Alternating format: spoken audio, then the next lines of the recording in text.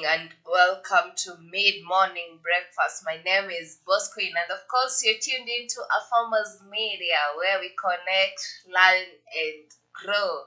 How is your morning? How you doing? How is the cold taking you? Or I'm the only one who's feeling this cold. Anyway, this one fair. Hope you're doing good. Make sure you follow us on our social media platform at a Farmers Media on Facebook, Twitter, Instagram, TikTok. Mention all social media platforms and also on our website. And don't forget to subscribe to our YouTube channel at a Farmers Media and follow up the conversation. So today I'll have a guest though virtually, and you're going to discuss a very interesting topic. Though we missed it, but now we are back to it. It's about maize production, and as you all know, maize is a staple food in Kenya. Team Mahindi Choma, Team Mahindi Chemsha, Team Ugali, Uji, and all that. Now, we're taking you through how it's planted, taken care of until harvesting, the processing to the final products. Make sure you join this conversation, you get to learn more, and if you are aspiring maybe to be a farmer in future or you need to start a farm, you're going to get all the idea right here in a farmer's media. And back to my guests, I want to introduce you today in studio. I have Mr. David. He's a farmer. At the same time, I think he's going to introduce and tell us more. Good morning, Mr. David. Good morning, Queen. How are you? I'm doing good. How are you doing? I'm doing well.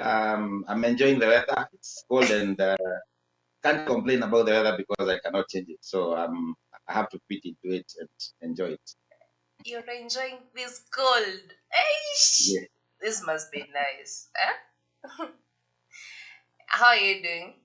Like, generally, how's your week been up to today?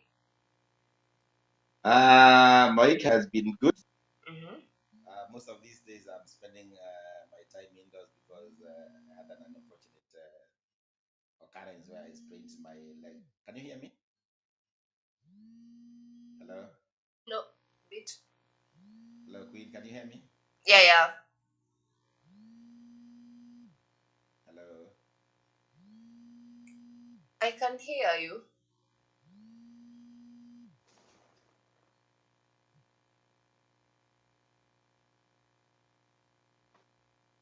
Hello, Queen. Sorry for that Yes. interruption. Okay, okay. It's no problem. I'm saying my week has been very good. Mm-hmm. Currently, I'm somehow grounded because I sprained my ankle and I'm spending most of the days at home. Mm-hmm. That's why I'm where I am. But I'm great. Things are good.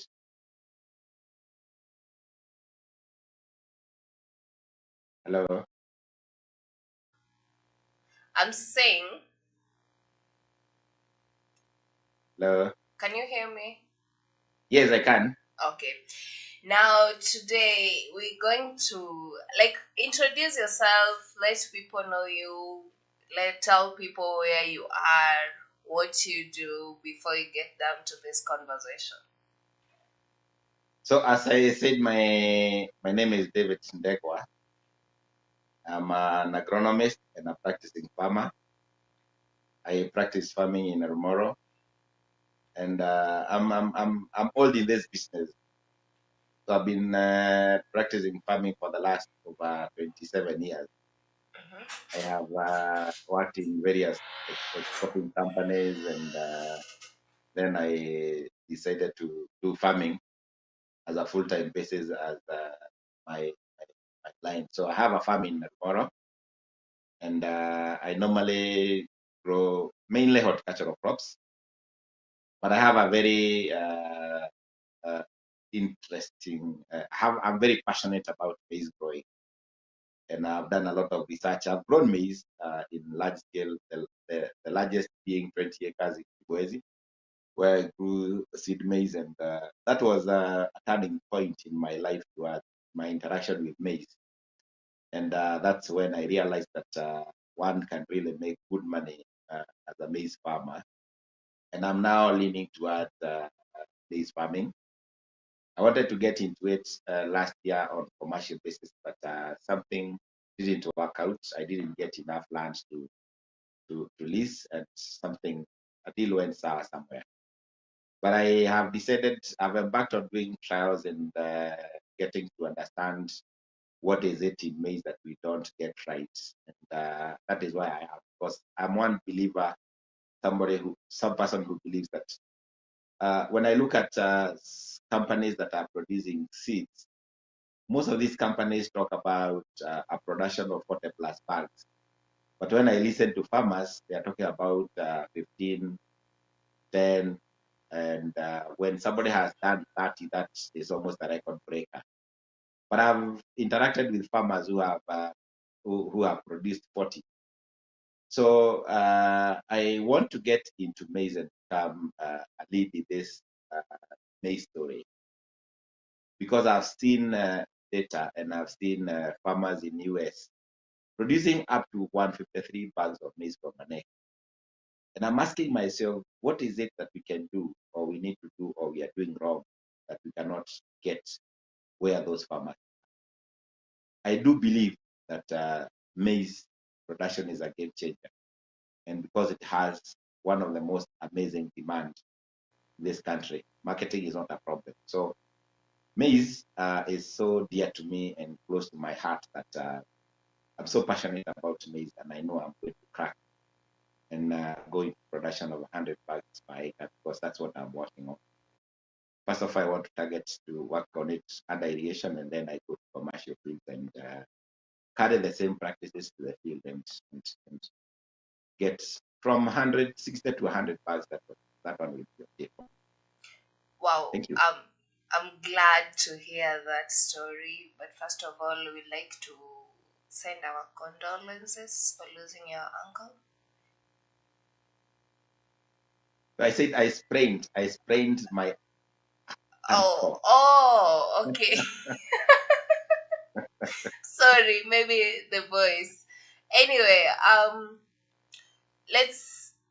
What motivated you to maybe like maize or start trials in wanting to plant maize in terms of commercial and consumption? Yes, what really motivated me in maize production is that the fact that when you listen to many farmers talk, uh, they can't finish a sentence without talking about soko, or market. Marketing of agricultural product or produce is usually a big concern to farmers. And maize is one commodity that has got very big markets. You cannot even feel it.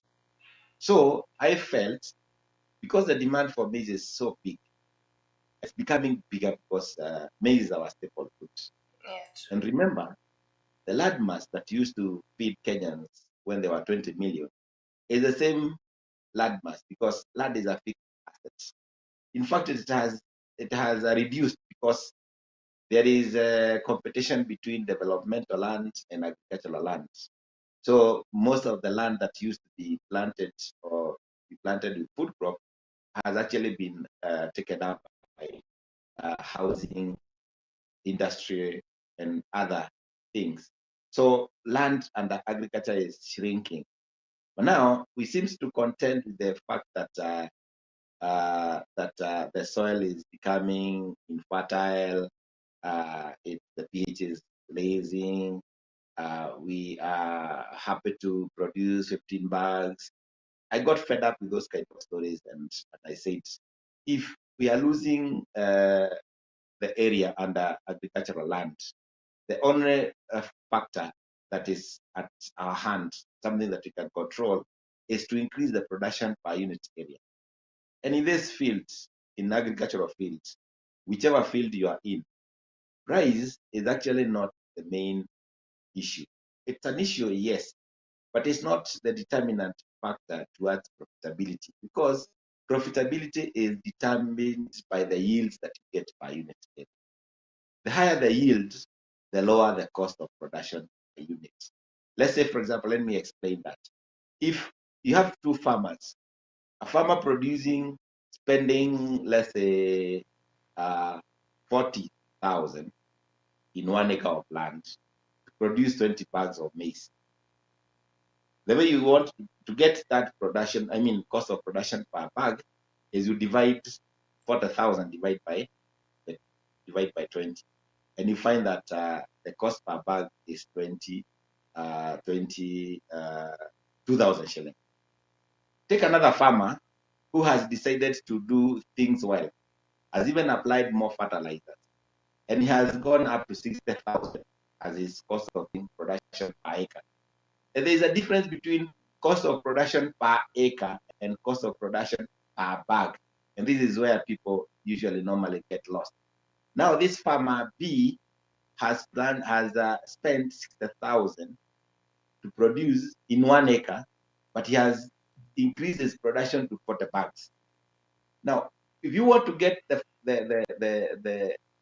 cost per bag, you divide 60 divide by 40, which is 1,500. So this farmer spent more money. He produced more, and he got his production cost per bag as 1,500, as opposed to the farmer who spent 40 to get 20 with a higher production cost per bag. If these two farmers go into the market, what will determine, and they are selling the maize at 3,000 shillings, for example. The farmer who got 20 bags will be making a profit of 1,000 shillings per bag. Whereas the farmer who produced at 1,500 will be making 1,500 per bag. If the prices crash and they sell at a price of, they find that the price at the market is 2,000, the farmer who produced 20 bags will be selling at a break-even point whereby he'll just get his money back, but it will not be compensated for his time. But the farmer who produced at 1,500 will get 500 shillings per bag. So once you focus on increasing production per unit area, at whatever price, you make profits. And that's actually what motivates me in doing more research, in trying not to accept that we have to be contented or be happy with bags. Even if I plant maize and get 30 bags, I'll be very happy. My game should start from 40 plus. And now, from what I'm doing, I want to ensure that I get about 60 plus bags of maize. That's how you can enjoy this game.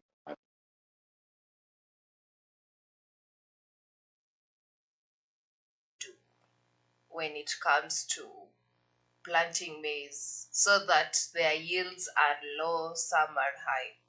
Which mistake? What mistake do you think farmers do when it comes to growing maize, such that you find some of them get low yields, others get high yields? Is it from the varieties? They don't do research about the particular seed they are planting, or the ecological conditions, the place they are? What do you think is the mistake that contributes to your low yields that most farmers don't take note? I would say that getting the target yield is a combination of several factors, which starts from the seeds that one uses, the mode of rad preparation, the planting density, the fertilizer application, and the amount of rain. So when a farmer wants to do maize, the most important thing is to, first of all, you have to choose where to plant maize. You can't go into the most dry area and then you expect to get any meaningful production. So the choice of the area to grow maize in matters a lot. You have to go into areas which have historically are known to be maize growing zones. Areas like Nyahururu, Nakuru, Eldoret, Trans Nzoia. I mean, that Eldoret is part of Uasin Gishu, Trans Nzoia, Transmara, Narok, those areas. So once you are in the right area, then land preparation is important. How you prepare land, and one critical thing. There are two other critical things that farmers do not normally consider. This is the seed and the fertilizer, and mainly it's not about the variety. The potential of maize to produce above 60 bags can be demonstrated through scientific methods. Because even using the conventional spacing of 75 by 25, if you put enough plant population, working with that spacing, you're supposed to have 21,000 seeds in an acre. Now, imagine you did not plant even a single seed. You should not expect any maize. The fact, if you plant just one grain, you don't get one maize. So if you plant two, you don't get two. If you plant five, you don't get five. So for you to get the target, you have to ensure that you are planting the right quantity of seeds, and this is determined by planter calibration. You hire or you contract somebody to plant for you, and then he comes and plant for you, and you pay. But farmers are not aware of something that is called calibration.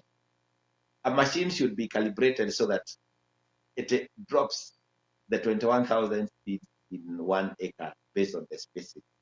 But sometimes what happens is that if you don't calibrate, even the some of the seeds will remain in the machine, the planting machine, and the planter. The person planting for you will actually go with it. And then you end up, instead of planting, having population enough for 1 acre, you have population for either 3/4 or in some cases half an acre. At that, whatever else that you do, even if you apply fertilizer or even get adequate rainfall, you'll not be able to get the right amount of, the target that you anticipated. So it is very, very important for farmers to know that calibration has to be done. Even if you cannot do it, it has to be done in your presence. Any person who has a planting machine, who has bought it, the manual has the calibration detail. And if you insist that before they plant, they do a calibration activity to your satisfaction, you can do that. But you have to get to know that calibration is important for you to insist on it. Then when it comes to fertilizer, farmers normally get confused by the cost of fertilizer. And then they want to minimize the cost of production by reducing the inputs, which is very wrong. So there are two inputs that you can, once you reduce or you cut cost on them, you actually shortchange yourself, because if you use less seed, you're not going to get optimum population. If you use less fertilizer, for example, applying 1 bag of fertilizer will never give you anything above 20 bags. You cannot anticipate to get or project to get 40 bags when you're using one. At least the minimum you can use is 1.5. When it comes to top dressing and applying, feeding the crop, maize crop requires a lot of nitrogen. And nitrogen is one element that is actually exposed to leaching, especially in those areas, maize growing areas, because of high rainfall. What happens is that the too much rain drains or leaches the nitrogen. Leaching means the nitrogen is taken below the root where the maize can use it. So you have to apply more for maize to access it. 1 bag of CAN can no longer support even 20 bags. You have to do minimum three bags of CAN in order to be able to say that now I'm doing what I would say is maize growing. So once farmers take care of these practices, land preparation is good, calibration is done, you've planted 21 21,000 maize, and you have applied the right amount of fertilizer, you have then God provide us with adequate rainfall, you are assured of getting 40 plus of maize, because your maize will actually have two cobs. And cobbing is a factor on an element of nutrition. If you don't feed maize well, these maize are living things, and plants are living things. They sense and they have their own intelligence. Once it senses that the food that is there or available in the soil can only support one cob, it will only do one cob. And now even one cob, if it feels that the food available will not even support a big size cob, it will actually produce a small cob. So there's a lot of science and intelligence in farming, apart from just putting the seed in the soil and waiting for the rains to come and off you go and harvest. Now, I want to demonstrate, and I want any farmer to try this. Once the maize gets dry, try and shell 5 cups and weigh. You'll get 4 big cups makes a kilo. When you have 21,000, and of course you cannot get 100% germination, you get about 8. Yeah? You end up with about 18,000. If you just get 1.5 cups, let's say, I know statistically 1.5 is accepted, but practically 1.5 may not appear practical. But instead of working with 2 cups, let's work with one, and we say that 18 times 1.5 is 27,000 cups. If you divide that, let's say you get an average of 6 cups. If you divide 27 divided by 6, you get uh, 27 divided by 5, that's 5. Get about 6 tons or 4 tons. 4 tons divided by 90, that's about 40 bags. An average of 40 bags per acre. So, what do you advise farmers, like per acre, how many bags of CAN they're supposed to apply where they fail? Because I feel like most apply less, or some apply might apply more, that will end up destroying the crop. Which is the appropriate to use per What acre? I would say, it's not, I may not be able to give a blanket fertilizer application. It's important for farmers to learn to do soil analysis. And also there is also another understanding of the crop nutrient removal from the soil. Maize remove a certain amount of nutrients depending on the target yield. So if you're targeting X, let's say 40 bags, if you go there are some parameters that have been given, and a good agronomist will be able to advise you. So once farmers take the soil analysis, then they should approach a good agronomist who should advise them on the amount of fertilizers in and using the nutrient uh, calculations to know what fertilizer is required. But on a blanket, I can be able to tell farmers, especially in maize growing areas, that during planting, 1.5 or 75 kgs of DAP. When it comes to application, even without doing any soil analysis, the minimum number of bags of CAN that you can apply, 2 bags.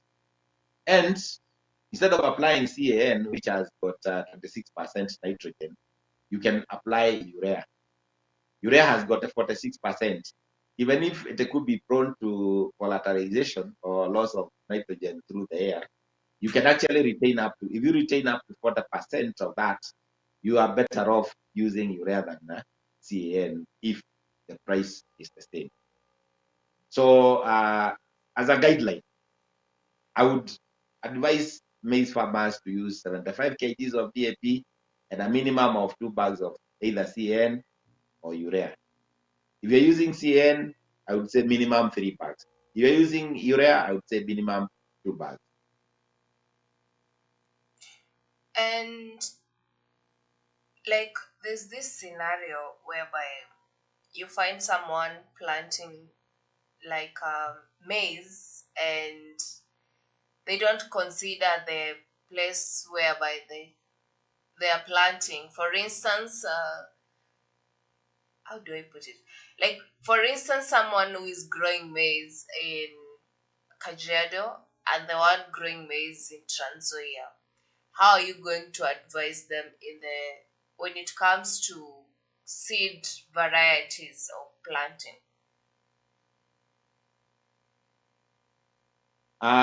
There are those seeds that are prepared for dry areas, and there are those that are prepared for high rainfall area. And I would advise those farmers who are growing maize, like you've given an example of Kajiado, to try and go for maize that have got that dry resistant uh, capability, or that which grows faster and can be able to grow well in under the environment. The only issue is that they should not expect to produce uh, uh, higher production as farmers who are normally in areas like Tanzania or was in Gishu. You earlier mentioned about testing the soil. Do you think farmers, like for instance, where I come from, I've never seen farmers go to test their soils. Do you think this is a major contribution to your low yields in terms of production in maize? It may, because soil analysis will actually inform you the nutrient levels in your soil and see what you need to add. Sometimes I see farmers doing almost a zero game whereby they plant without getting to know or to understand their soil, and they get very low yields. It's like it becomes like a cyclic cycle, or living in a rat race, whereby you get results, same results year after year, and sometimes getting even lower. And then they resort to complaining, and they're saying that now they want to be compensated with a higher price. And you see, the issue of price is actually not very good to base your argument on, because what you are saying, when a farmer is saying that when farmers are saying they want to sell their maize at high price, now what will happen to the consumer who is buying unga? He'll buy at a higher price.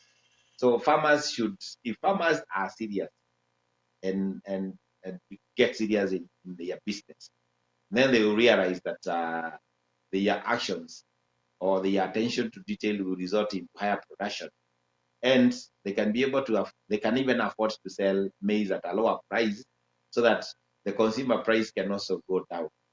But now what is happening is that the production is logo, the consumer the demand is high, then the price is high, because those are economic forces. Recently, the CS mentioned that this year we are going to expect high production in terms of food because they lowered or rather subsidized the amount of fertilizer. Do you think it's going to lower, or what do you think about, is it going to work, or we are going to experience high prices in food prices? Okay, I don't know what data the CES was relying on, but from my experience, if it tells that there was low production because farmers didn't use fertilizers, then I would say yes, because the use of fertilizer would actually increase production. But if the fertilizer was brought in and the price was reduced, and instead of buying 1.5 bags, farmers bought 1 bag, and put the savings in the pocket, then there will be no increase in production. And that is the fact of the matter. So once you give the fertilizer, you have to explain to the farmers that I'm giving you this fertilizer because I would like you to use more than you used the last time, so that we can increase the production. That way, it would make a lot of sense. And the other thing that I would want to mention is that last year, as other areas experienced droughts, most of the areas within Rift Valley harvested normally.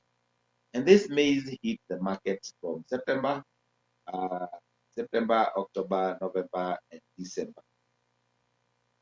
When that production of maize hit the market, it only managed to bring the prices of maize or unga, because now that has become the, the index of measurement, brought the price of unga slightly low. And then once that maize got depleted, the maize or the price of unga has gone up. Now, what will happen towards September, when this farmer starts producing, there will be a reduction in the maize in the price of unga, but I don't think it's going to be significant because the population has increased. We are talking about 50 million plus Kenyans, and we are talking about several millions of livestock that are also relying on the same maize. So what I've seen in the areas of Nyahururu and Bukia area, there is an increase in harvesting of green maize and silage, which goes into animal production. I mean, animal feeds. Then the remainder will dry up and it will be sold as grains. So the 40 million bags that the Kenya Bureau of Statistics used to say that was enough to feed Kenyans is no longer enough, because even if you calculate and you feed Kenyan with a certain amount of garlic to 50 million people, you would see that you require about 60 million bags to feed Kenya. Then add about 10 million bags to feed livestock. So our maize requirement in Kenya is about 70 million bags. It's no longer 40 million bags. So if we produce 40 million bags, that will not be enough to bring the cost of food down. Okay, what do you think the government should do in order to increase food production, especially in maize because it's our staple food? What the government should do is to ensure that the extension services are enhanced, and these extension officers should be trained on maize production. We should be talking about whenever we plant 1 acre of maize in Eldoret, University Issue, Trans Nzoia, Nakuru, and Narok, the average expected production should be 30 bags per acre. And what brings 30 bags per acre? Then those parameters that produces or produces 30 bags per acre are well documented, and that becomes the line of training. Even you can have laminated cards on how to grow maize. Then the maize farmers should be now be enlightened on that. It becomes a message that is spread through the media, through all the channels, to ensure that these impact points are hammered into farmers' ear until they get adhered to. If we can turn or increase production, our average production per acre from 20 to 30, then we can start talking about feeding ourselves. Without doing that, it will still remain a pipe. Then there are these ASAL areas that have been ignored for a long time. The whole of Makueni, the whole of Ukambani area. There is plenty of land there that is not put into production because there is no adequate amount of water. If the government could start thinking about damming the water that overflows whenever it rains in Nairobi, we get river flooding. And if that water can be harnessed, put into dams that are well above about 1,500 meters above sea level, areas like Kibwezi are 700 meters above sea level. Those areas can be irrigated through gravity. And the good thing with those areas is that you plant maize and it takes 120 days to mature. From planting to unga, it takes 120 days. Whereas in Kitale, it takes 6 months. So you can actually have two crops of maize in Ukambani as opposed to one crop in Trans Nzoia or in other maize growing zones. So that way, the government can be able to enhance and produce enough food for Kenyans. And actually, it's not the government to produce. The government is supposed to give us enabler. For example, subsidy on fertilizer, and also go to an extent of now telling us now you need to apply 2 bags, for example, of DAP when you're planting, 3 bags of CAN when you're planting. You have to use this kind of calibration. You have to prepare your land like this, and this is what you expect to harvest. So that if the farmer doesn't realize the target, next year he'll actually be looking at what he did wrong. And his neighbor who produces 30, he'll also be looking forward to emulate him. We can put production, we can make use of Kambani area, put that into production. Most of Kajiado land is lying idle and actually occupied by wild animals. When last that land can be used to grow food. This country should not be relying on misaada ya chakula. And feeding Kenyans using imported food is very expensive, and that's Very. why even the cost of living goes high.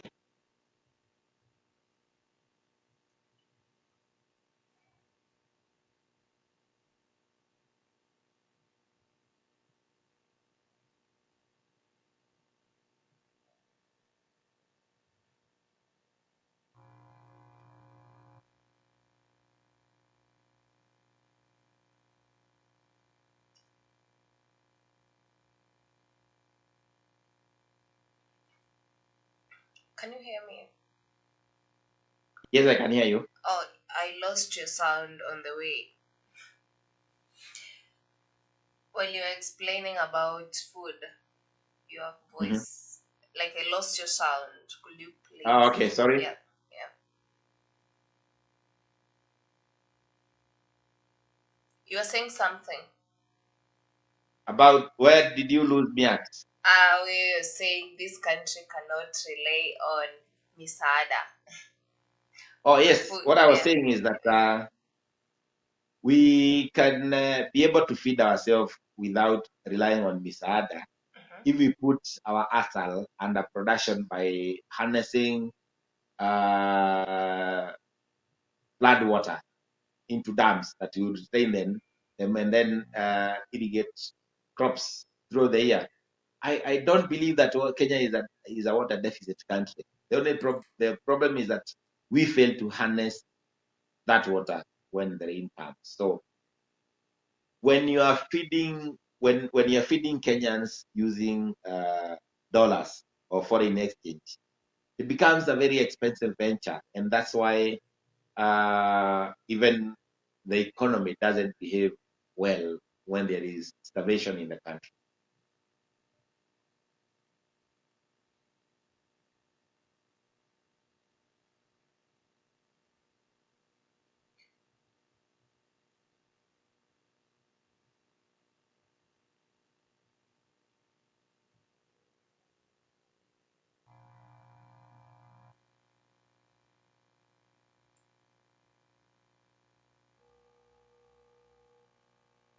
David, Yes, Queen.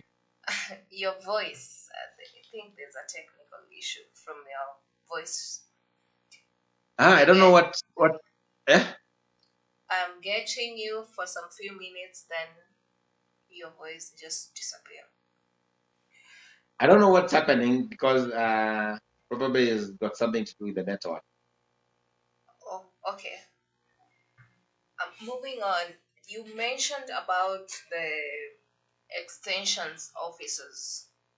What are some of the roles of these extension officers? Most people might not know. Maybe like an extension officer need this. They don't know really know their roles. Could you please tell the farmers so that they get well versed with it? You see, training is an important aspect. When somebody is engaging in an activity which he or she is not well versed with, mistakes are likely to occur. Extension of officers are like teachers in or like primary school teachers who train the farmers on how to grow foods with an objective of getting the desired target per area.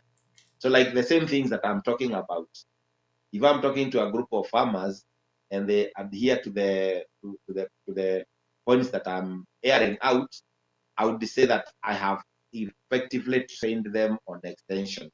All what I'm talking about is what is known as extension, those methods and parameters of production.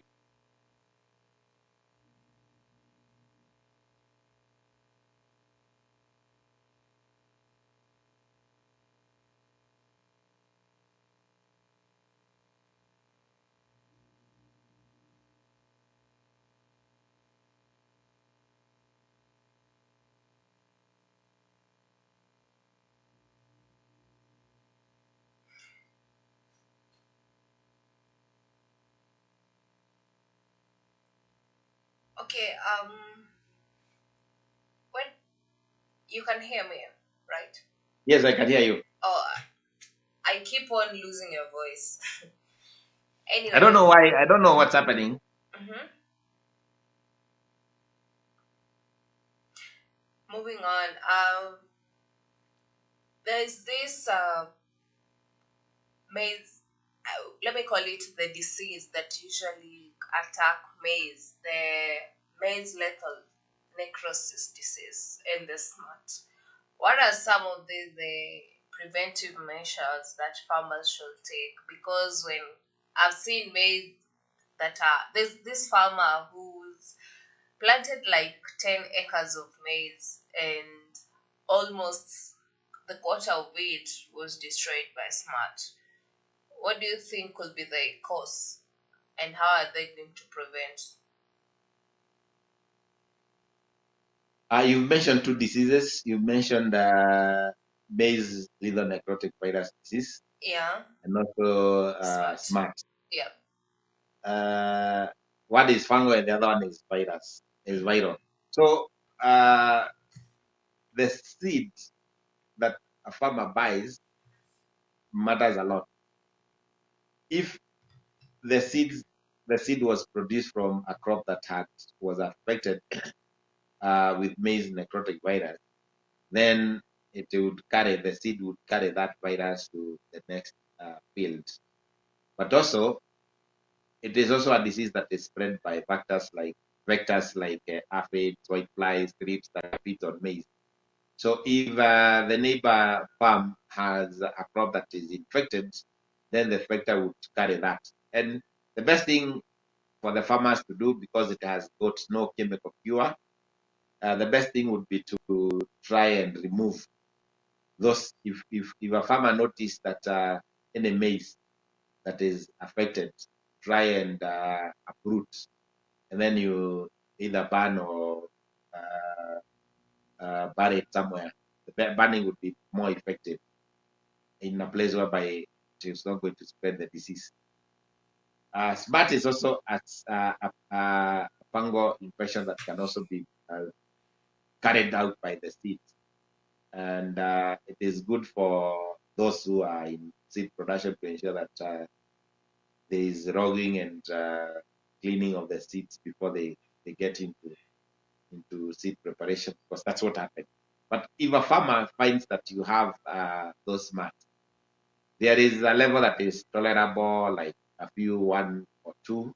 But the best thing would be also to uproot, because where that smart will fall and multiply, it will remain in the soil for several years, and then it will keep on affecting maize in the same field. So those are the some of the few precautions that farmers would do, because chemical cure or target will not be effective. Okay, we want to go for a short commercial break. Please don't leave. We're coming back in a few. Just take a glass of water. And remember, this program is sponsored by Sprout. You can visit the Sprout is a site for farmers, and this is where farmers get content from agriculture, and you can also upload farming content on Sprout. Make sure you visit their website, check out their content, and enjoy and learn what you need to know about farming. We're taking a quick commercial break. We'll be back in a few. Keep it at Farmers Media.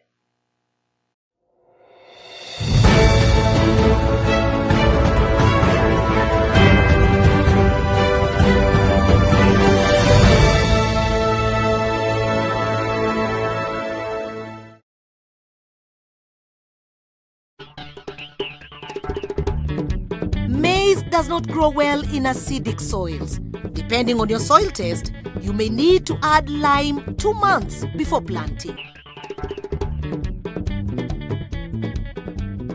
You've planted maize and put in a lot of work to keep your soil healthy. Now, you need to manage it well so you get a good crop.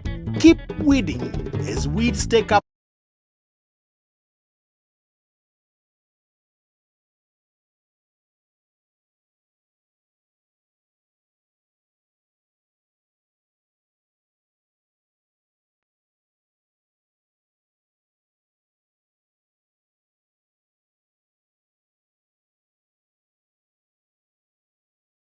Nitrogen-rich fertilizers such as CAN or urea. For very high yields, it's worth top dressing again when the maize starts to flower or tassel. Investing in the right fertilizer and improving your soil health means investing in your profits.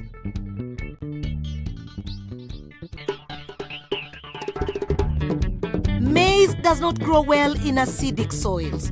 Depending on your soil test, you may need to add lime 2 months before planting. Now you need to select the best maize variety for your area.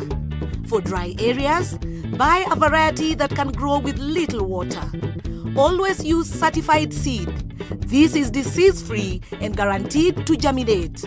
Consider planting other more drought-resistant crops like sorghum and millet in areas that are very dry. When preparing your land, it's a good idea to practice minimum tillage, which means you only dig holes or rip lines where you will plant the seed. Mark planting lines 90 centimeters apart from row to row and dig planting holes 30 centimeters apart from each other. The holes should be 15 centimeters deep. Put 2 handfuls of well-rotted manure in each hole and add 1 teaspoon of the recommended fertilizer. Mix well, then place 1 certified seed in each hole. Plant beans between your maize rows. Beans add nitrogen in your soil.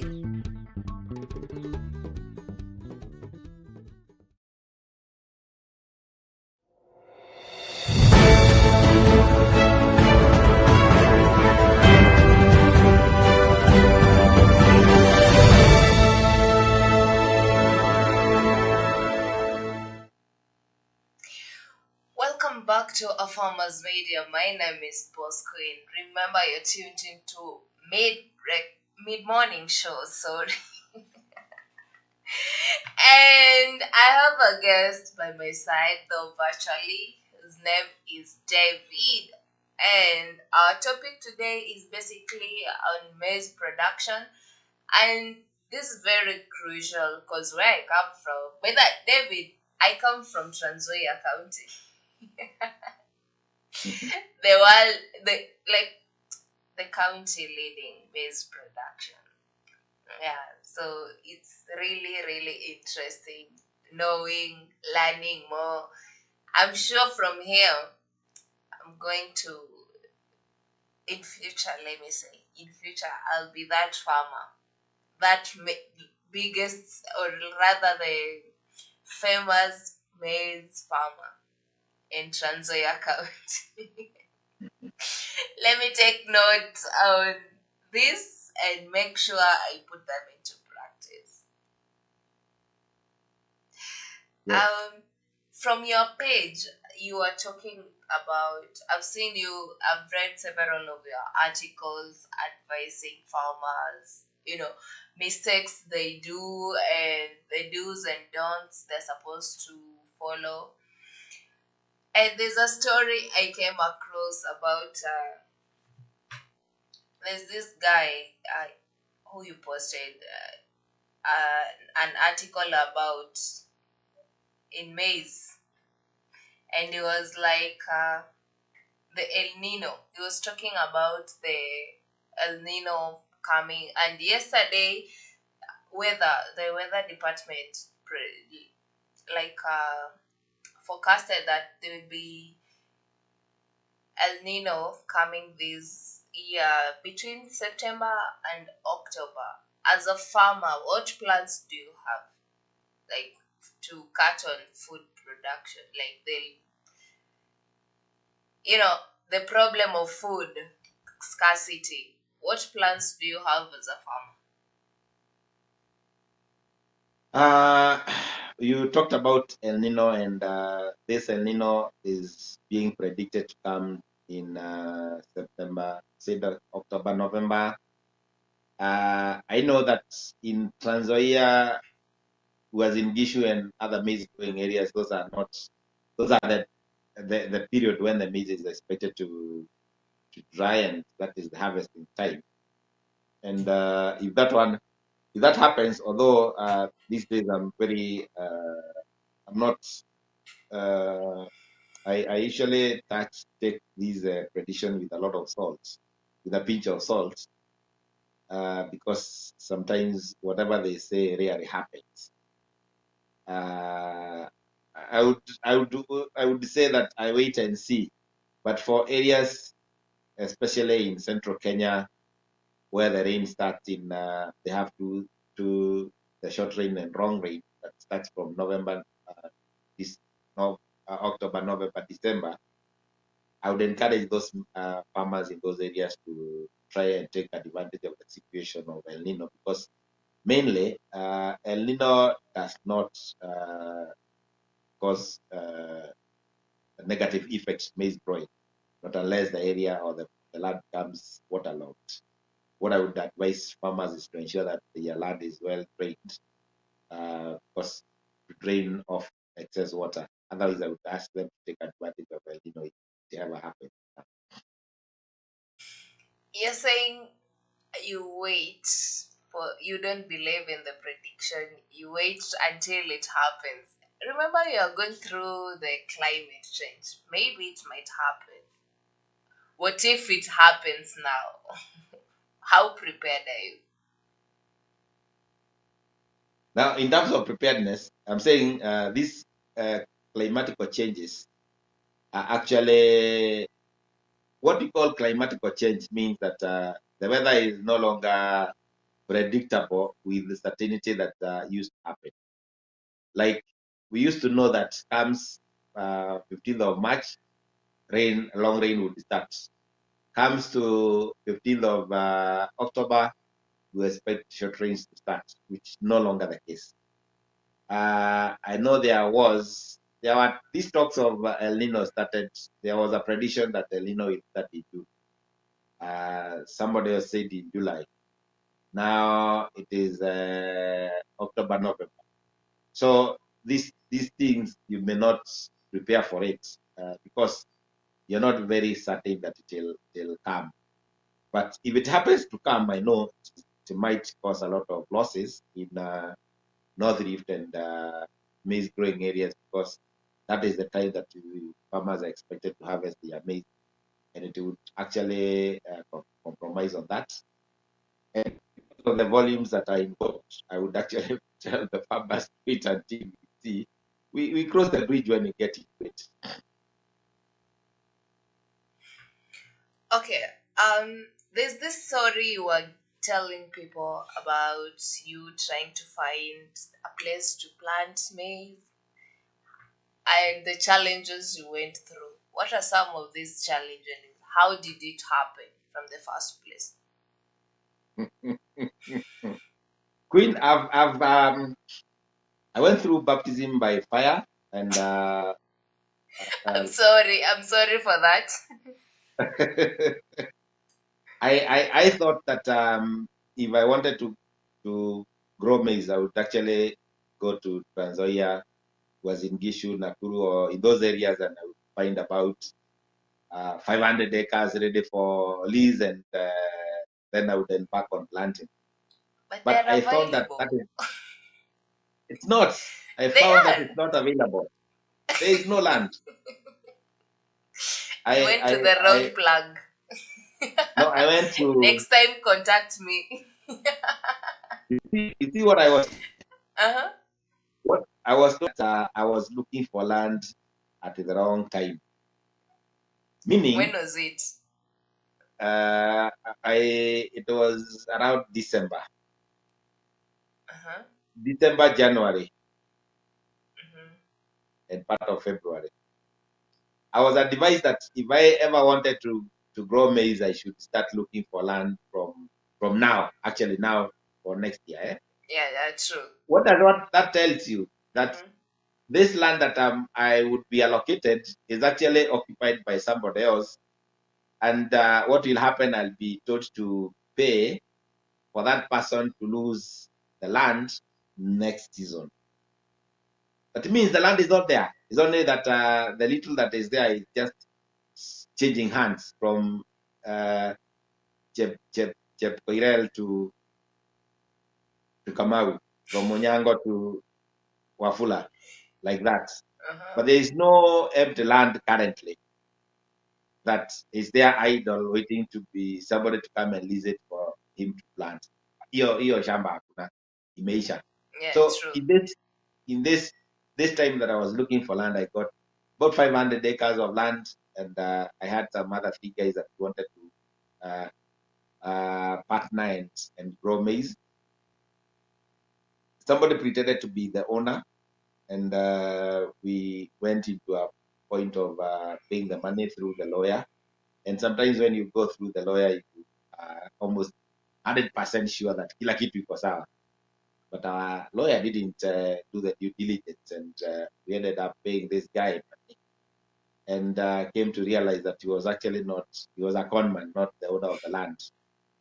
And we trusted the lawyer more, but next time we'll be able to do our own search and get to know who the real owner of the land is. These are some of the challenges that what I saw is that land is not there. Whatever ones get is you have to snatch it from somebody and pay a higher lease price that he was paying the season that he was growing. Then you increase your pay, and then we are nanyang'anywa or unapewa. That is how how things are. Like, Then what basically there happened? is also another challenge. Mm-hmm. One of my friends got 75 acres of land, and he planted maize, and I've learned a lot of challenges from the experiences that he has gone through. The measurements were actually not right, so you start getting conned from the way the land is measured. So you are given 70 acres when you think that you have 75 or 60. Then when it comes to land preparation, it is poorly done because you have contracted the services. Then when the real game came into fertilizer application, he actually lost about 15 bags of fertilizer through the craftiness of the operators. They would actually block the machine and assume that the machine is still pouring on fertilizer, alafu ile inabaki wanayo kwa gunia wanaenda naye, and also the seed. That to me was a real experience that there are those entrepreneurs who are going into maize production and actually losing hope because of poor production, not because they did not use the right inputs, but because the inputs were stolen by the operators. And that is something that is rampant, and it is something that actually encourages the maize growers.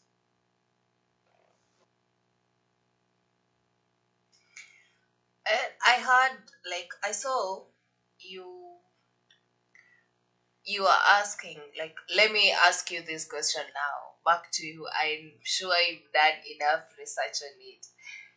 Between growing maize for silage and growing maize for like production, like in terms of flour, maize, like dry maize, which one is more easier and which one is more like gives you more income? How would you advise a farmer either to do silage or dry maize? I would encourage farmers to do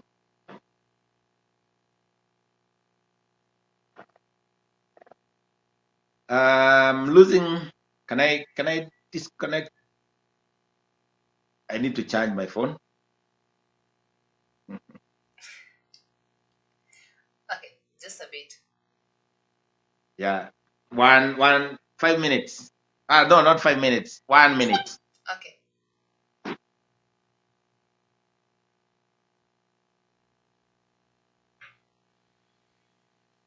We are coming back in a few, but meanwhile, we wanted to tackle about maize between silage and dry maize. What do you think? What do you think between maize? Like as a farmer, have you ever tried doing silage? Have you ever tried doing dry maize? And what is the comparison? How do you feel like which one suits you better and which one is more easier for you? You know, some prefer some prefer doing silage for the purpose of maybe their cows, kettles at home, for the purpose of selling them as feeds, and others prefer doing dry maize because I feel like dry maize is much easier than silage because silage has a lot of work. We're coming back in a few and let me get your views on between silage and dry maize. Which one are you going for? As David comes in to explain for us and give us advise us further to what to recommend to you.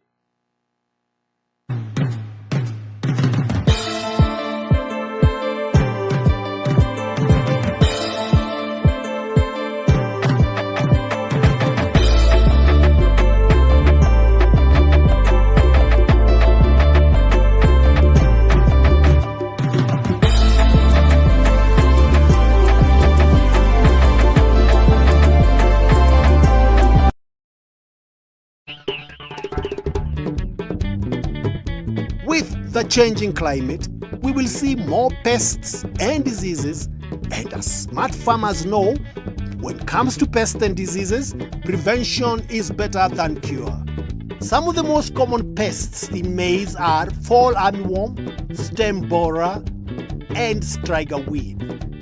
Do the following to reduce pests and diseases in your maize. Plant certified seeds. Keep your farm weed-free.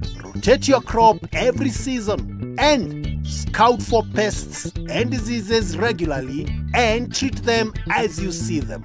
Common maize diseases are head smut, maize lethal necrosis disease, MLND, and leaf streak. All three are caused by viruses and have no chemical treatment. Signs of maize lethal necrotic disease or MLND include drying of leaves, rapid yellowing of leaves, no tasseling, unusual or no ears, and rotting cobs. If you notice an attack, uproot the affected plant, and burn them away from the field.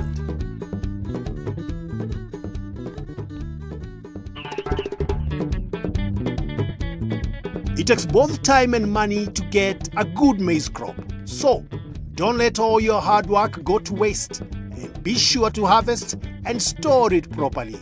It is best to harvest your maize when leaves and husks are dry and the cob is drooping. Once you have harvested, dry the maize on the cob for 2 to 3 weeks in the sun on a tarpaulin. Next, use a hand sheller or a machine sheller to remove the maize from its cob. Before storing, you'll need to dry the maize once more. Well-dried maize will store longer and is less likely to mold or rot, and therefore produce aflatoxin. If you store your maize in a sisal sack, you'll need to treat your maize first with pesticide, which can be harmful to your health. Make sure not to eat the maize for 6 months after treating. Or a better option is to store it in a hermetic bag such as PICS, where you won't need to treat your maize because the bags are airtight and kill insects and pests. It is best to store your bags on a pallet, at least 4 to 6 inches off the floor, away from the wall. This will allow air to flow and stop the bags from getting moisture from the floor.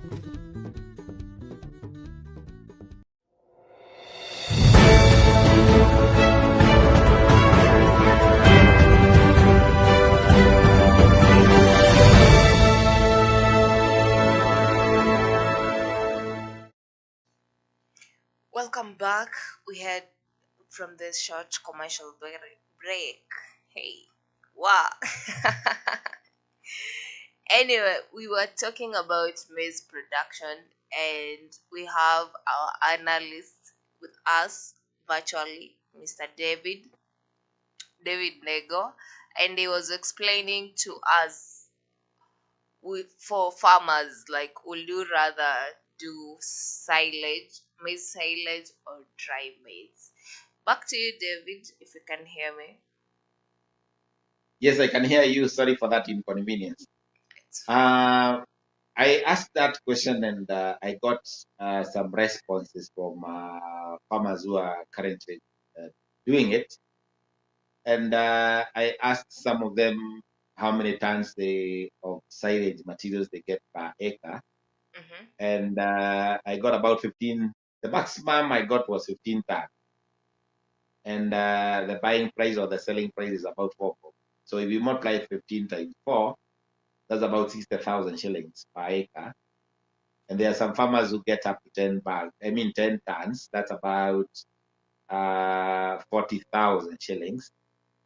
If I compare that with a farmer who is doing his farming well, uh, currently the price of maize is retailing at 6,800.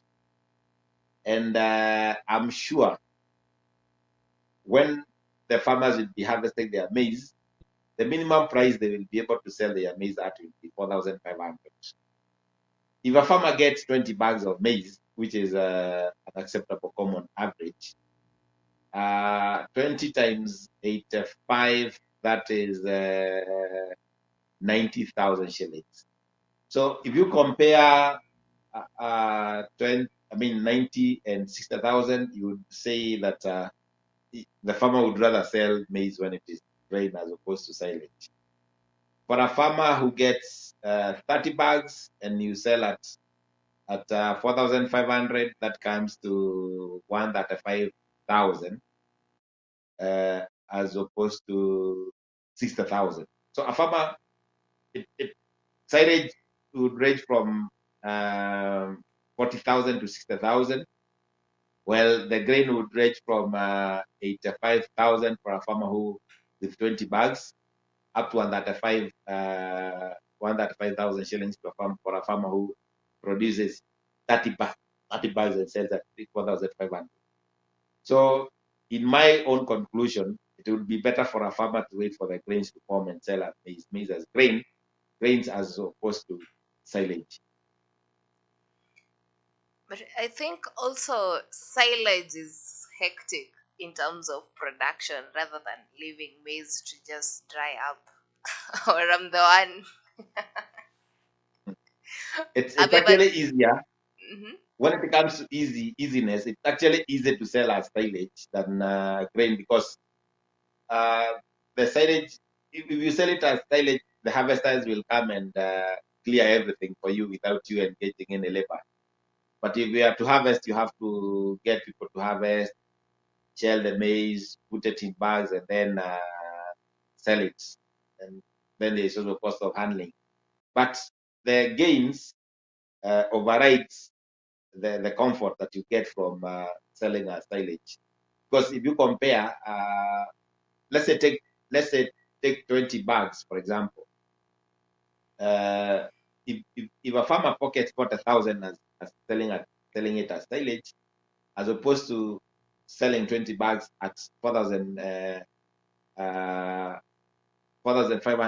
and you get 90,000, the extra 45,000 is actually worth the expenditure that you get into harvesting the maize, shelling, and putting it in bag than selling it as silage.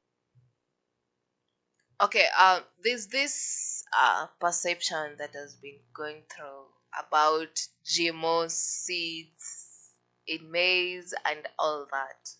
Have you tried? What is your What's your view on GMO seeds?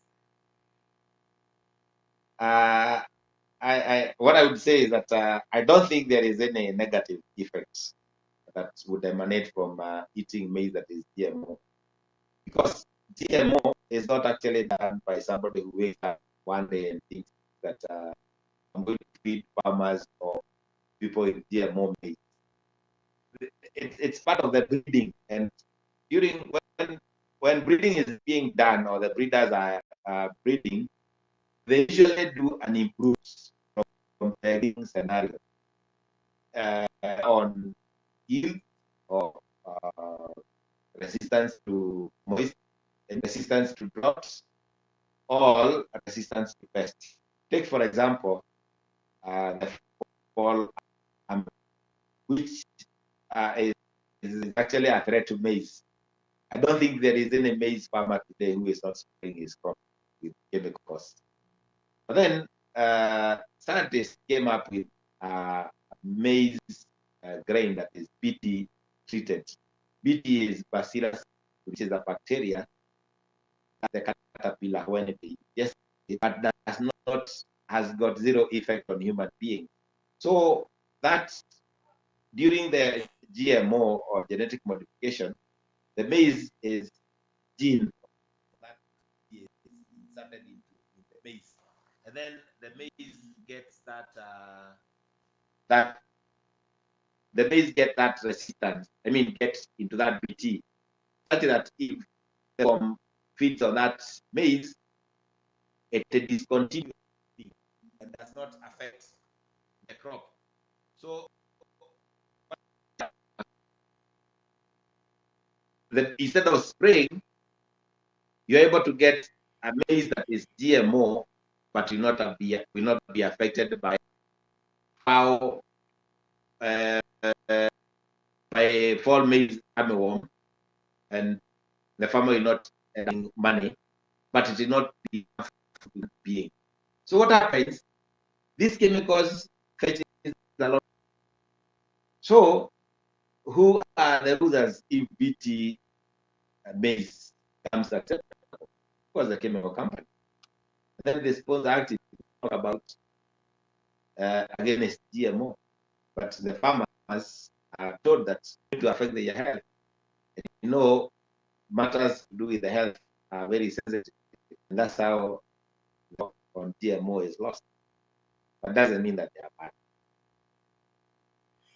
How are you going to tell these farmers who are have a negative perception on GMO? Like make them understand that GMO is not bad.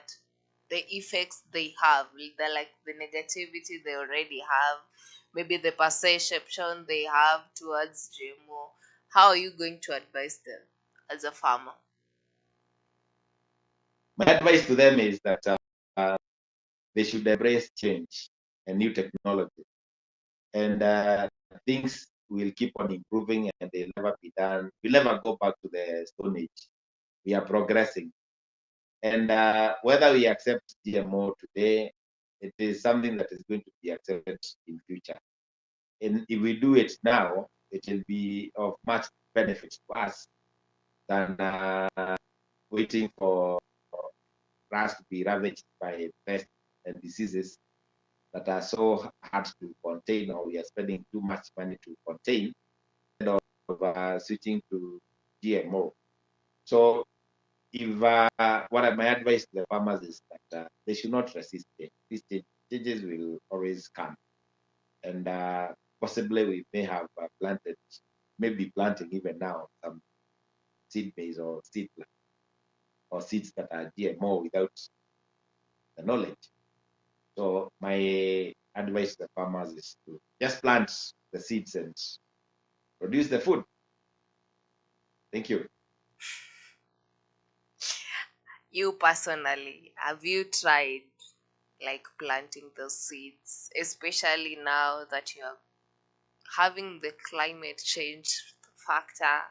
Have you tried, and what are the yields you maybe gotten, so that you motivate them? They be like, oh, if someone hears another farmer say, I won't plant GMO because I fear the effects, and you're here giving the testimony, and someone has watched you and your testimony. How are you going to, like, personally, have you ever tried using the GMO seeds? Up to last year, use of GMO materials was prohibited in this country, and up to now, the law is not very clear about the acceptance. So I haven't gotten GMO seeds, so they are not available, and I may not say that I've used them. But if they are made available, I would be the first person to try them. Um, there's this thing you mentioned, and you've been sharing the videos of your farm, like your how where's your farm located, the and how old is the crops, like the maize you've been planting. The farm is in Ermoro. Mhm. The crop that I've shared in the video was planted in 30th March. This April, May, June. So it's now 3 months old. It's at tasseling stage, and we will be harvesting that maize in somewhere towards mid-August or end of August. Wow, I'm glad. And these farmers that are planning to use maybe farmyard manure, or who are you using, what is the recommended rate of farmyard manure for maize? One thing that I would like to clarify is that manure, manure and fertilizer are not things that are like and like.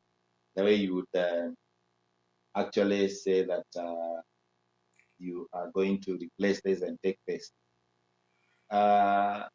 Organic manure has very low nutrient content. In terms of percentages, it is very rare to find farmyard manure that has more than 3% of nitrogen, or phosphorus, or potassium, which are the major nutrients. So if one was to use manure to match what the inorganic fertilizer would provide, one would need to use a lot of manure, and it would be uneconomical. But there are two benefits that comes from manure, or two or three benefits that comes from farmyard manure that cannot be gotten from inorganic fertilizers. And this is the moment you introduce manure into the soil. Because manure is, if you touch manure, it is spongy-like. it means that it has more spaces to absorb water than the normal soil. So the moment you put manure into the soil, it improves the soil in terms of the capacity that can hold water. What we say is that you increase the water holding capacity of that particular soil by use of manure. And then there is also the fact that it is lighter than the soil. Equal volume of manure in the soil, if you were to take the weight, you'll find that manure is lighter. Means it has more air spaces. So it also helps to aerate the soil. And the soil needs more air, because when you plant, whether maize is growing or any plant is growing, in the soil, it happens as if it is the medium of exchange. It's like the lungs, our lungs, where gases and nutrients get exchanged. So there is uptake of air, because during respiration, the roots respire, they take up oxygen and they release carbon dioxide. So when the oxygen is enough or adequate in the root system or in the soil zone, the plant health improves. So those are, then there is the introduction of microbes that are beneficial for converting either organic matter into nitrogen. That may improve the soil in that aspect, which you cannot get these benefits from fertilizer. So the best idea or the best advice, not even the best, in my own opinion,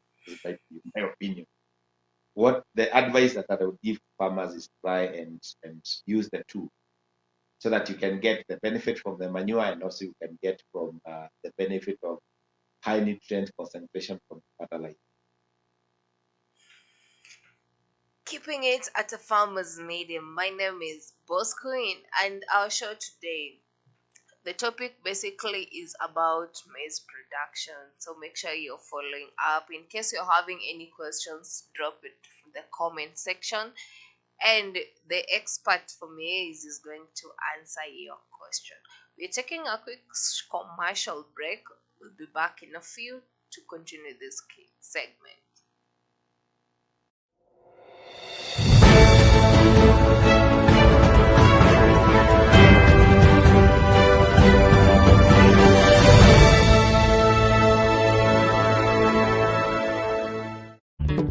Maize does not grow well in acidic soils. Depending on your soil test, you may need to add lime 2 months before planting.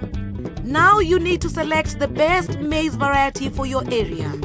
For dry areas, buy a variety that can grow with little water. Always use certified seed. This is disease-free and guaranteed to germinate. Consider planting other more drought-resistant crops like sorghum and millet in areas that are very dry.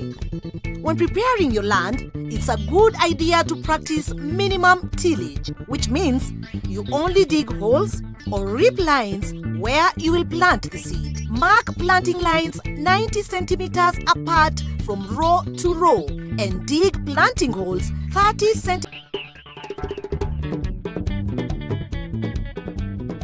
You've planted maize and put in a lot of work to keep your soil healthy. Now, you need to manage it well so you get a good crop. Keep weeding, as weeds take up food, water, space, and light meant for your crop. Fertilizing your maize can really boost your yields. And the best way to know what fertilizer you need is by doing a soil test. Add fertilizer to your maize when you plant. Again, when your crop is knee-high. Top dress your maize with nitrogen-rich fertilizers such as CAN or urea. For very high yields, it's worth top dressing again when the maize starts to flower or tassel. Investing in the right fertilizer and improving your soil health means investing in your profits.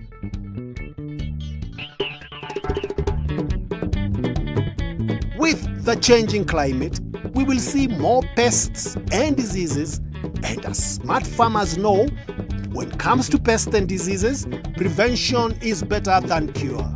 Some of the most common pests in maize are fall armyworm, stem borer, and strike a weed. Do the following to reduce pests and diseases in your maize. Plant certified seeds. Keep your farm weed-free. Rotate your crop every season and scout for pests and diseases regularly and treat them as you see them. Common maize diseases are head smut, maize lethal-necrosis disease, MLND, and leaf streak. All three are caused by viruses and have no chemical treatment. Signs of maize lethal-necrotic disease or MLND include drying of leaves, rapid yellowing of leaves, no tasseling, unusual or no ears, and rotting cobs. If you notice an attack, uproot the affected plant and burn them away from the field.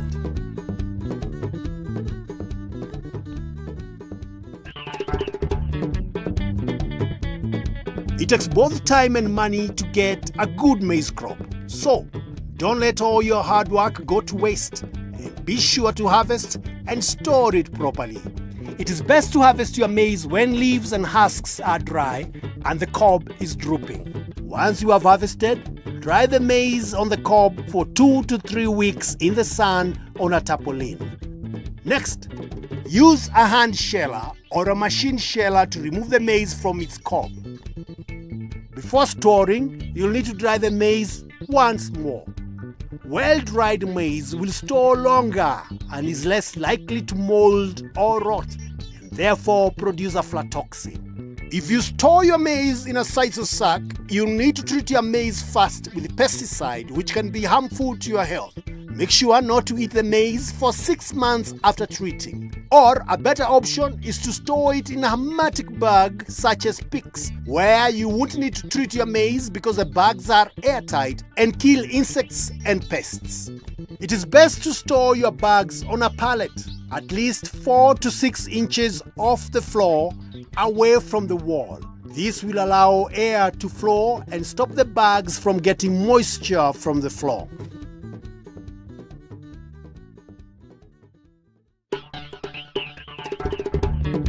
Maize does not grow well in acidic soils. Depending on your soil test, you may need to add lime 2 months before planting. Now you need to select the best maize variety for your area. For dry areas, buy a variety that can grow with little water. Always use certified seed. This is disease-free and guaranteed to germinate. Consider planting other more drought-resistant crops like sorghum and millet in areas that are very dry. When preparing your land, it's a good idea to practice minimum tillage, which means you only dig holes or rip lines where you will plant the seed. Mark planting lines 90 centimeters apart from row to row and dig planting holes 30 centimeters apart from each other. The holes should be 15 centimeters deep. Put 2 handfuls of well-rotted manure in each hole and add 1 teaspoon of the recommended fertilizer. Mix well, then place 1 certified seed in each hole. Plant beans between your maize rows. Beans add nitrogen in your soil.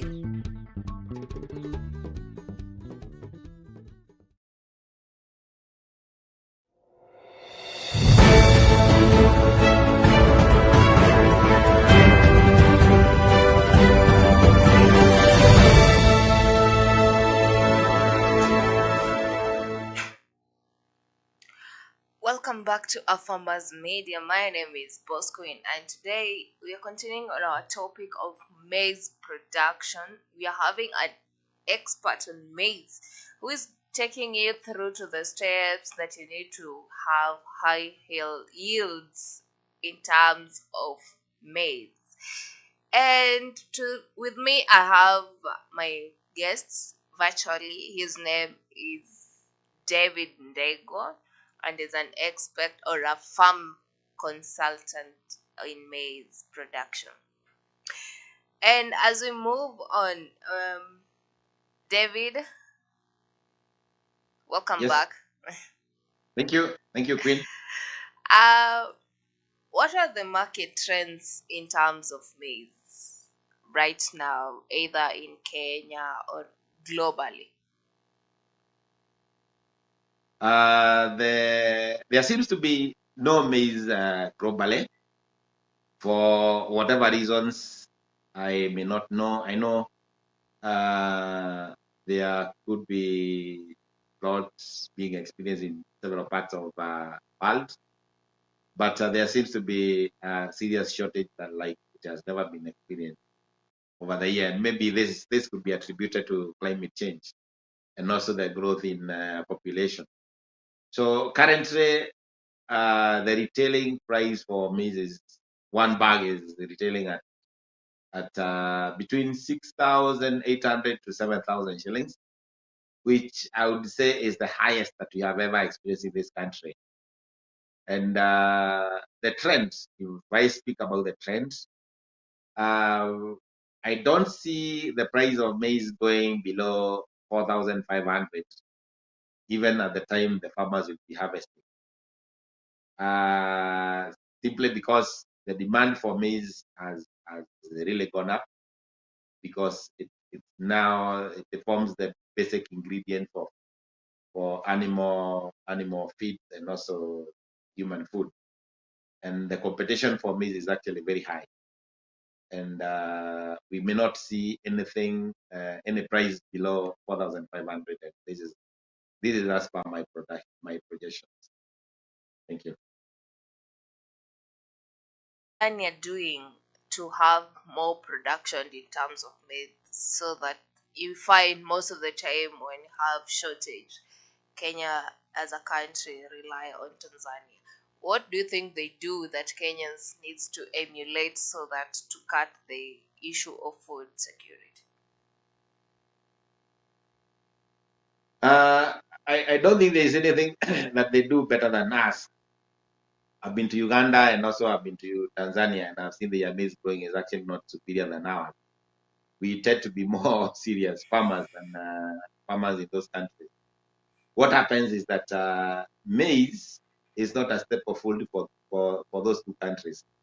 And they actually grow maize. Uganda, for example, grows maize for mainly to sell to Kenya. So it's actually a commercial crop for selling to Kenya because the staple food is mainly bananas and sweet potatoes. I may not say that we switch to uh, sweet potatoes and bananas because traditionally that is not our habit. Better stick to our habit and learn to do a better job when it comes to maize growing than, uh, than opting to do sweet potatoes because uh, the storability of sweet potatoes and bananas is actually very poor as opposed to maize. So you better stick with our maize and learn to do it better than we've been doing it. What is happening is that this shortage should serve as a wake up call for us to that we cannot continue uh, doing the same things and expecting different results. So we need to up our game.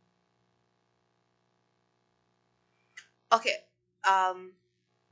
Briefly, I know, like you're saying, there's something we're not doing right when it comes to maize production.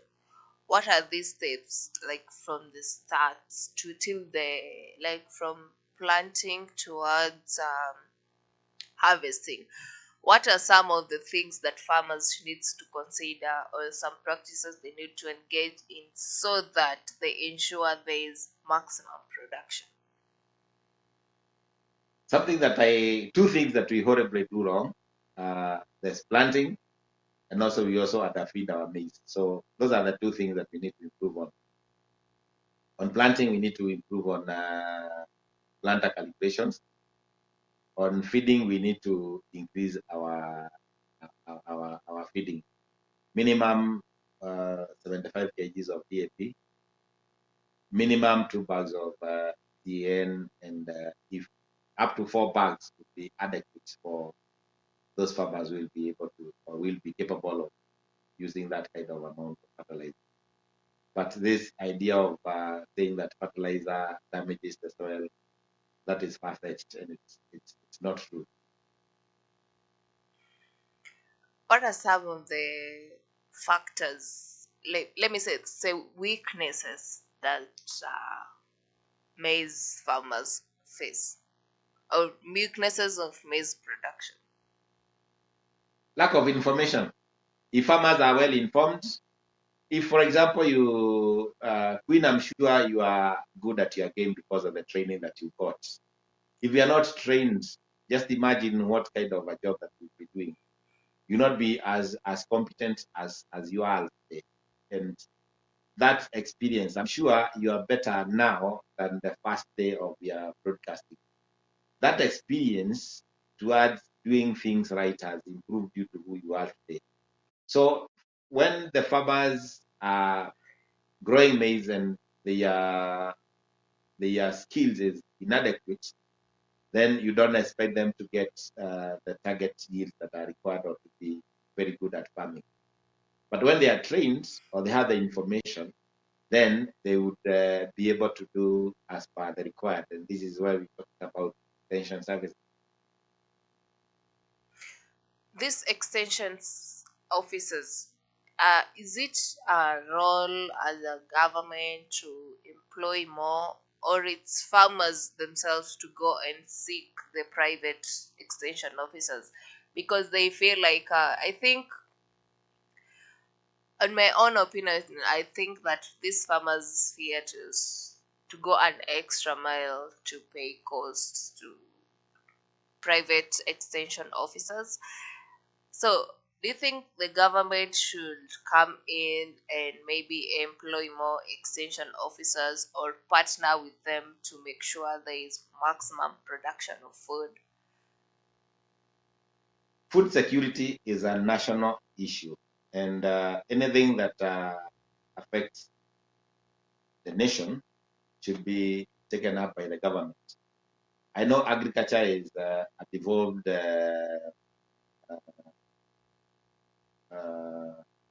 component, and it is up to the county governments to take up the role of ensuring that they have uh, a good ratio of one extension officer to about 500 farmers in the areas of jurisdiction.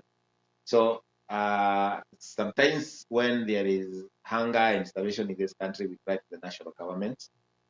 But what Kenyans need to realize is that agriculture is a devolved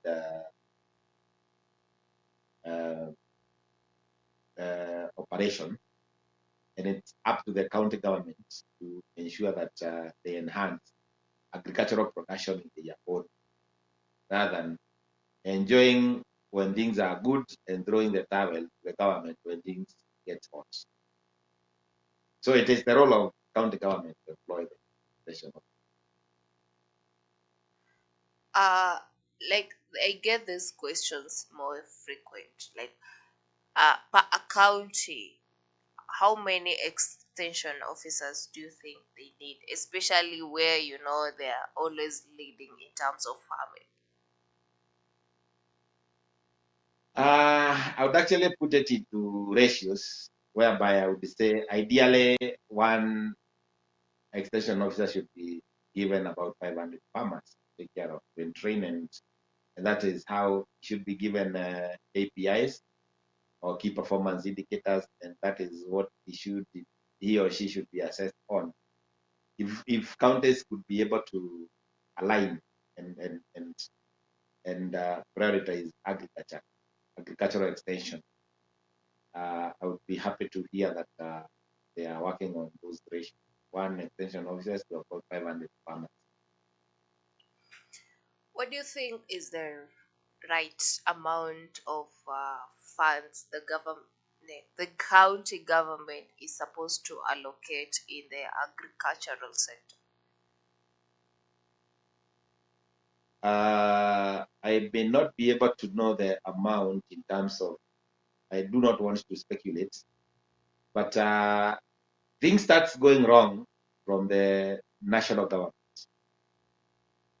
If you look at the budgets allocated to agriculture nationally in the national government, it is way above what is required. In fact, we are supposed to have a very lean agricultural ministry at the top, mainly the CS and a few technocrats at the top, and then devolve all the money to the counties, and that's how the counties will be able to take care of the payment of extension of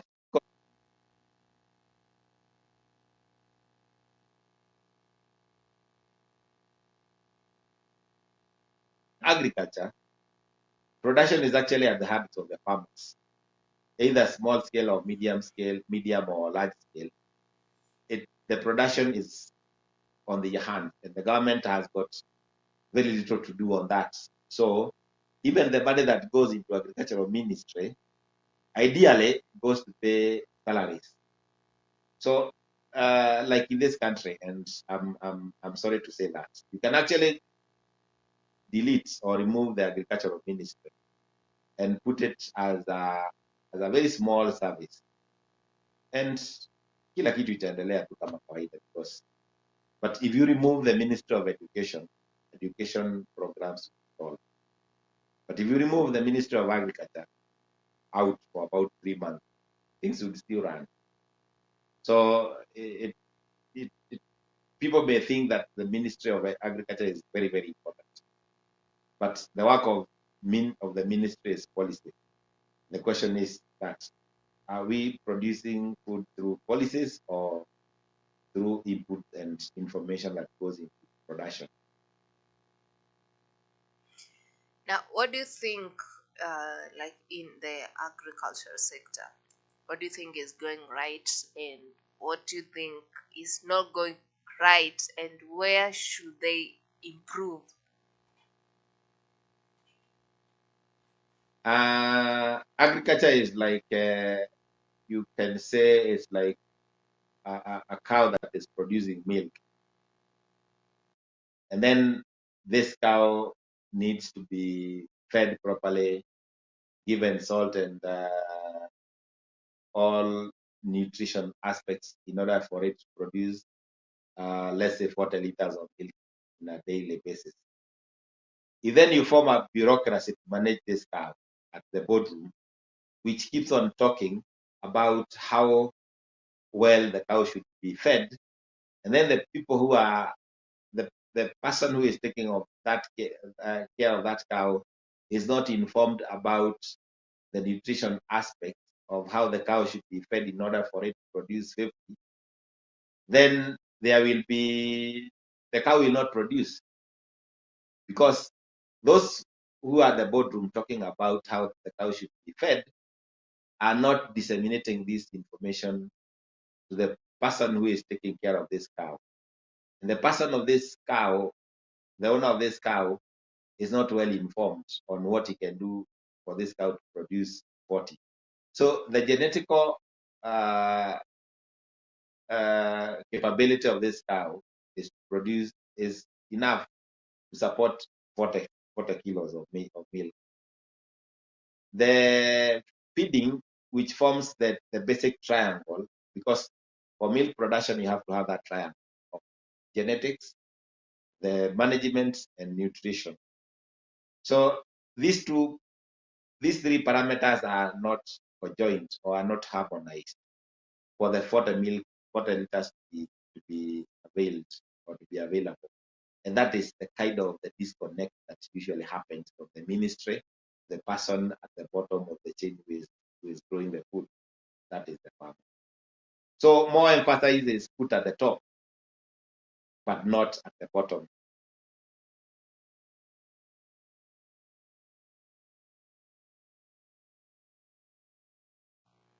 Irrigation scheme, the one the government promised 10,000 acres, but right now in the current we're seeing 538 acres. The plan of irrigating while the irrigation of maize, how do you think, is it going to work? What do you think should be put more, like an effort, according to your view? Currently, irrigating maize and getting anything below 40 bags of maize is not commercially viable. So something like Galana Kulalu, which is going to, which is irrigated land, and unfortunately doesn't have power. They're going to use diesel. The cost of diesel is going up. So the investors may find that it should not be commercially viable to irrigate maize because of the high cost of irrigation. And if the yields are not going to be commensurate, I'm not going to be above 60 bags or 50 bags plus, then it will not be commercially viable to irrigate the crop. And a lot of research and development needs to be done in terms of what needs to be done, or the best practice of planting, what plant population that is required in order to get the desired yield. If that one is not achieved, then irrigating maize, especially where KPLC power, which is now very expensive, and also if the diesel option becomes even more expensive, may not be viable.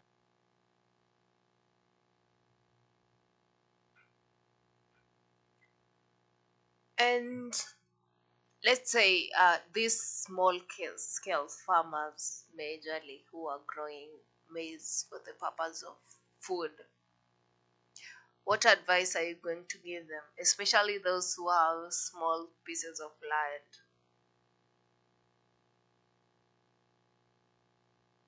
If actually those small scale farmers are very important in the small sizes of the farms, because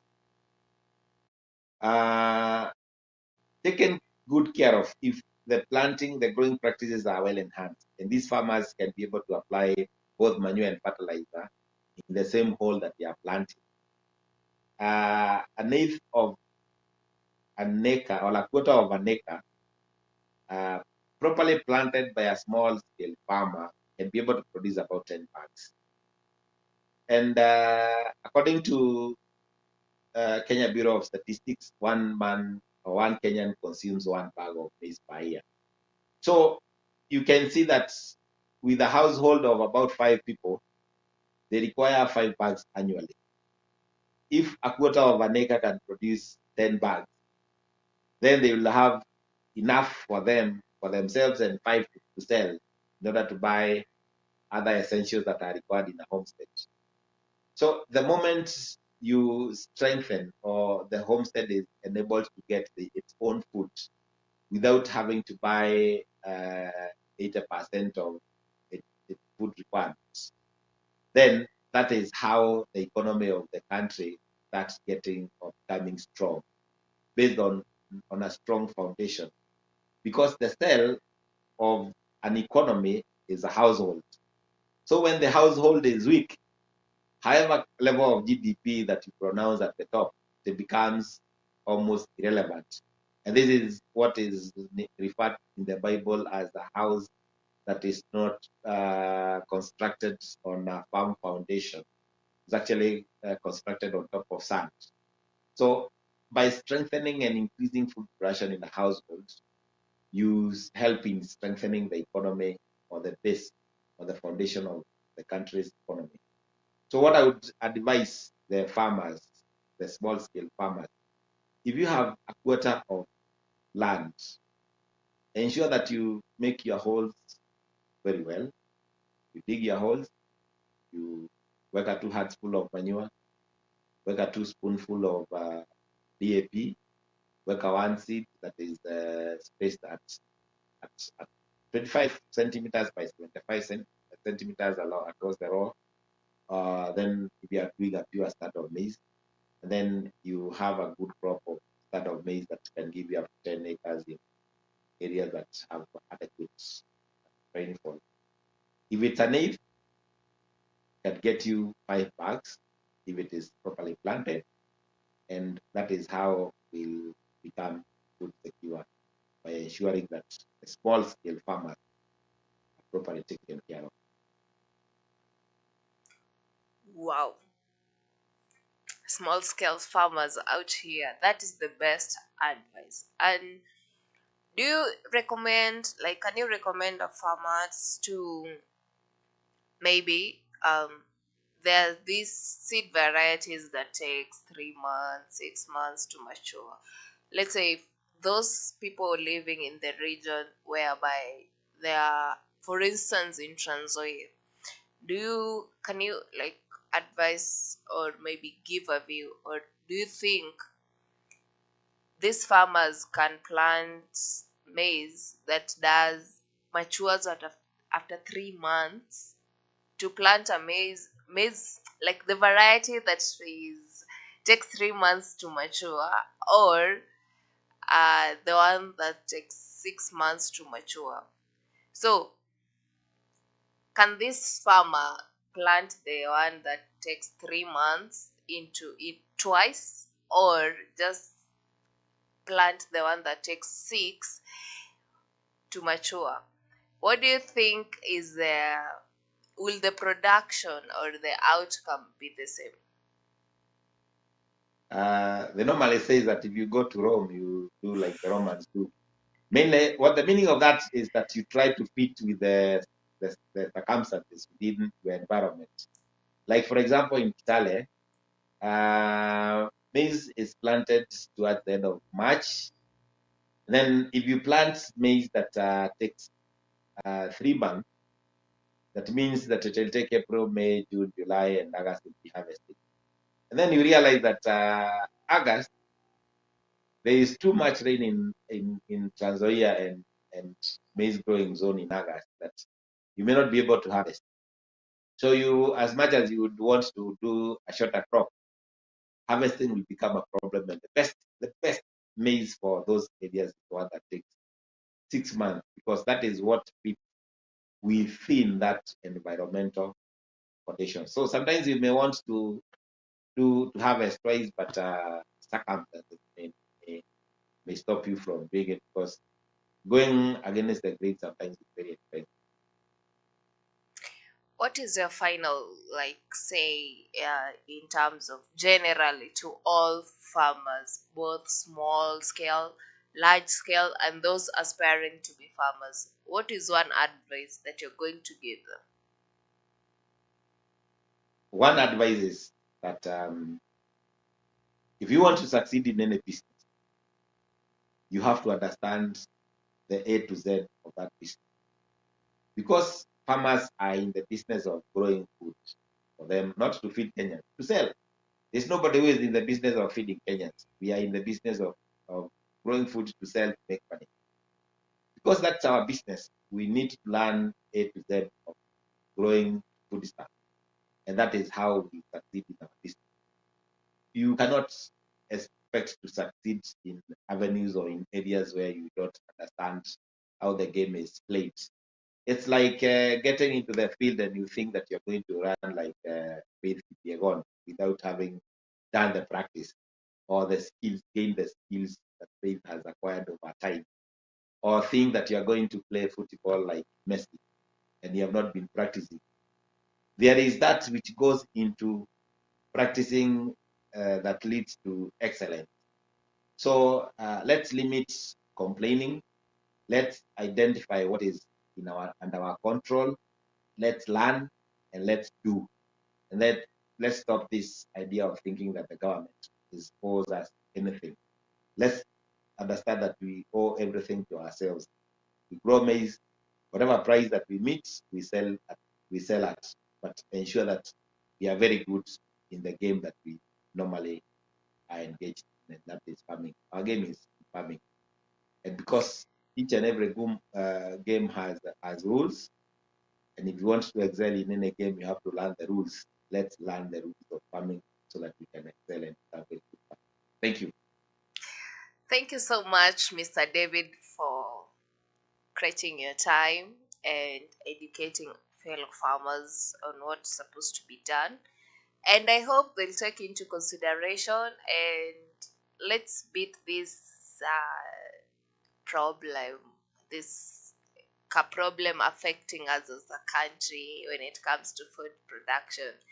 I hope they'll hit with it. Those who haven't planted, this is a time, like, learn and make sure you're going to put everything into practice, and let's see the difference. Thank you for having you today,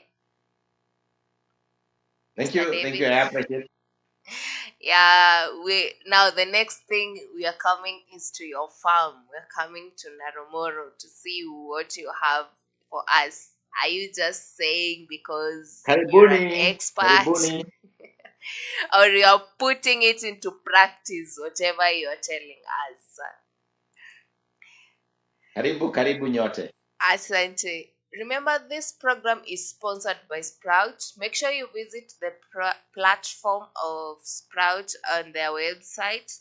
Check their content. As a farmer, you're given a platform to post your content also and educate other farmers.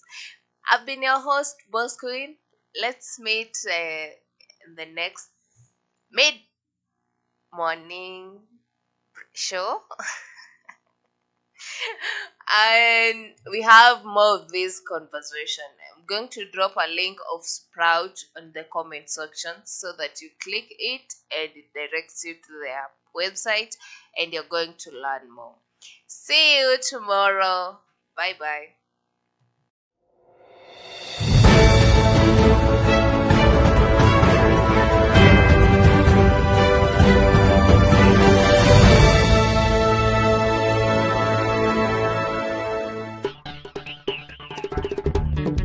Maize does not grow well in acidic soils. Depending on your soil test, you may need to add lime 2 months before planting. Now you need to select the best maize variety for your area. For dry areas, buy a variety that can grow with little water. Always use certified seed. This is disease-free and guaranteed to germinate. Consider planting other more drought-resistant crops like sorghum and millet in areas that are very dry. When preparing your land, it's a good idea to practice minimum tillage, which means you only dig holes or rip lines where you will plant the seed. Mark planting lines 90 centimeters apart from row to row and dig planting holes 30 centimeters apart from each other. The holes should be 15 centimeters deep. Put 2 handfuls of well-rotted manure in each hole and add 1 teaspoon of the recommended fertilizer. Mix well, then place 1 certified seed in each hole. Plant beans between your maize rows. Beans add nitrogen in your soil.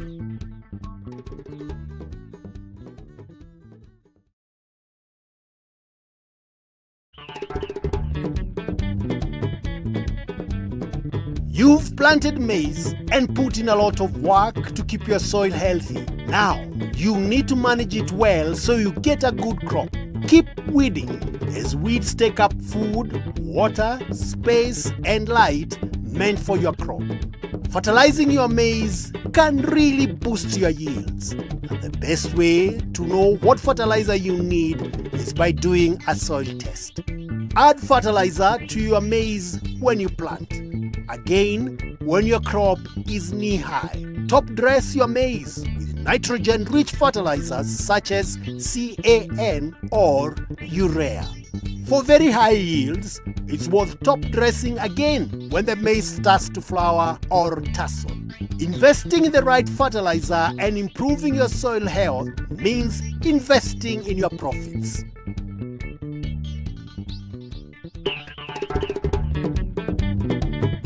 With the changing climate, we will see more pests and diseases, and as smart farmers know, when it comes to pests and diseases, prevention is better than cure. Some of the most common pests in maize are fall armyworm, stem borer, and striga weed. Do the following to reduce pests and diseases in your maize. Plant certified seeds. Keep your farm weed-free. Rotate your crop every season and scout for pests and diseases regularly and treat them as you see them. Common maize diseases are head smut, maize lethal necrosis disease, MLND, and leaf streak. All three are caused by viruses and have no chemical treatment. Signs of maize lethal-necrotic disease or MLND include drying of leaves, rapid yellowing of leaves, no tasseling, unusual or no ears, and rotting cobs. If you notice an attack, uproot the affected plant and burn them away from the field.